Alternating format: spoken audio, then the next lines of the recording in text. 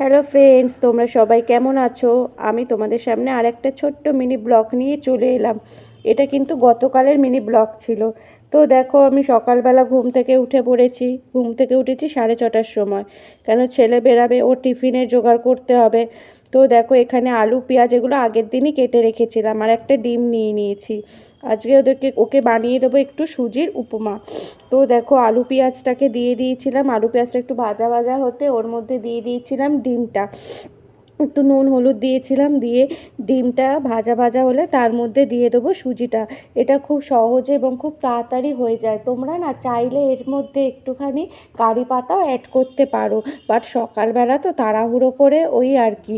আর এর মধ্যে একটু সস দিয়ে দিই, ও খুব ভালো খেয়ে নেয়।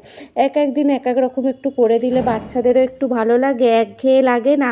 আর দেখো, বাইরে খাওয়ার থেকে কি বলো তো, ঘরেতে করে দেওয়া না, তাতে অনেক বেশি হেলদিও অনেকটা উপকার, অতটাও শরীরের ক্ষতি হয় না।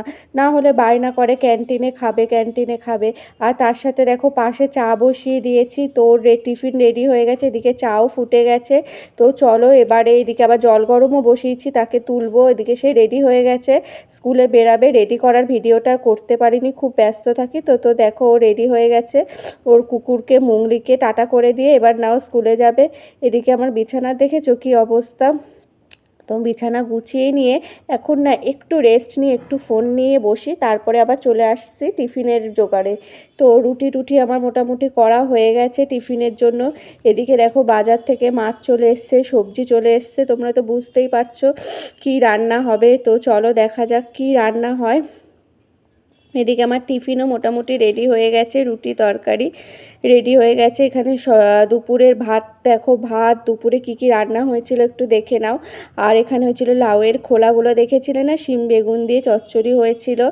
আর তার সাথে এখানে ছিল মূলো শাক ভাজা হয়েছিল শিম দিয়ে, দেখলে মূলো শাক দেখেছিলে। আর যে মাছটা এনেছিল ভোলা মাছ, ওটা আলু দিয়ে টমেটো দিয়ে একটু ওই ঝোল ঝোল মতো হয়েছিল। এদিকে আর একজন দেখো পরীক্ষা দিয়ে চলে এসছে, এসে আবার পরের দিনে পড়তে বসে গেছে বেচারার। আর কি বলবো, আর ছুটি নেই গো। হ্যাঁ, সোমবার দিন পরীক্ষা শেষ, পরীক্ষা শেষ হলে একটু হাঁপ ছেড়ে বাঁচে।